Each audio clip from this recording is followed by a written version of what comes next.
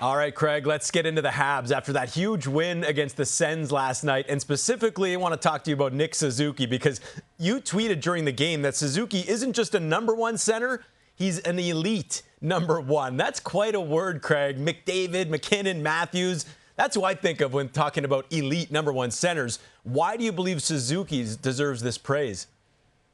Well, what I would say about those guys that you just mentioned, they're superstar centers. And I'm certainly not saying that Nick Suzuki is a superstar center. And I use the designation of elite because he controls the game in every single area of the game, whether it be offensively, whether it be defensively. It doesn't matter where he is on the ice. He can have a material impact on the game that reflects in positive results, whether it be individually for whoever he's playing with, whether it be for the team. You think about Patrice Bergeron. That's who I think about when I watch Nick Suzuki. You wouldn't call Patrice Bergeron a superstar center. He's going to be a first ballot Hall of Famer. And Nick Suzuki plays the same style of game as Patrice Bergeron. It's understated. It's not flashy. It doesn't hit you over the head with all his brilliance. But what he does is he beats you up with his brain. He beats you up with the subtleties and the nuances, as well as having a lot of high-end skill. And there's been this idea that, oh, Nick Suzuki isn't a number one center. And I say hogwash. He's a full elite number one center, and all you got to do is just watch him. You don't have to watch him a lot, just watch him a few times, and I think it'll become quite evident, just as it was with Patrice Bergeron. Yeah, Suzuki on pace for a career-high 86 points. Now, fewer goals, but Craig, the plus-minus has improved quite a bit. Has Suzuki, you think, sacrificed a bit of that offense for a style of hockey that's more conducive to winning? I've watched Nick Suzuki for a long time. Nick Suzuki, like Patrice Bergeron, like elite number centers, are always ready to sacrifice a little bit for the benefit of the team. No question, Nick Suzuki is of the same mindset. Well, let's pivot to Lane Hutson. Seems like every night he's doing something special for the Habs as well. Now up to 53 points. There are a few worthy Calder candidates, Craig, but should Lane Hutson win this award? He's the prohibitive favorite. And I don't think there's any question that he's the Calder Trophy winner. In my view, nobody better. You know, you could make a case for Dustin Wolf, who's been great, but you think about a defenseman playing in the manner that he plays, putting up the points, having the impact that he has. And I say this on broadcasts all the time when I do the Canadiens games, Glenn.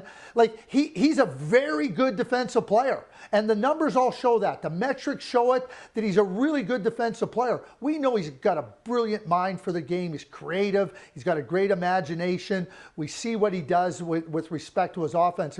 But his all-around game is really good. Keep in mind, he is just a 20-year-old defenseman, and his best days are still in front of him.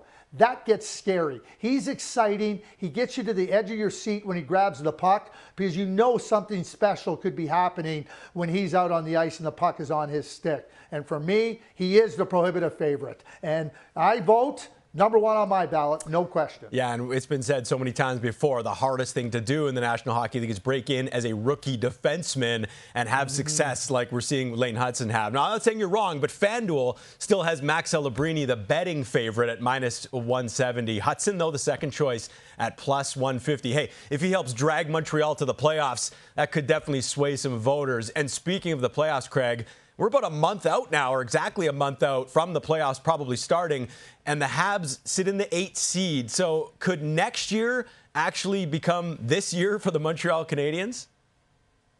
Yeah, and you think about where they were at the beginning of the year. We want to be in the mix. Well, they're in the mix. They're right there playing these important games. And if you want to watch the competitive spirit of this team, and we talk about is next year this year, well, our past years this year, and I'm focusing in on Brendan Gallagher. Brendan Gallagher has the heart of a lion. Every game, every shift he plays it with only one idea. What do I have to do on this shift to help my team be successful? So to me, Brendan Gallagher, who has been that great competitor for the Montreal Canadiens, he's embodying all of that for the Montreal Canadiens. Yes, Caulfield and Suzuki and Slafkovsky and Hutson, they're getting lots of really good performances. But when you start to think about the DNA of this Montreal Canadiens team, I think that Brendan Gallagher certainly embodies all of it, and it extends to the rest of the team. It's exciting times in La Belle Province. Yeah, after a tough couple of years for Gallagher and the Habs in general. general, it's been a beautiful bounce back. We all remember that improbable run to the Cup Cup final in 2021, but the Habs haven't made the playoffs, Craig, in a non-COVID year since 2017.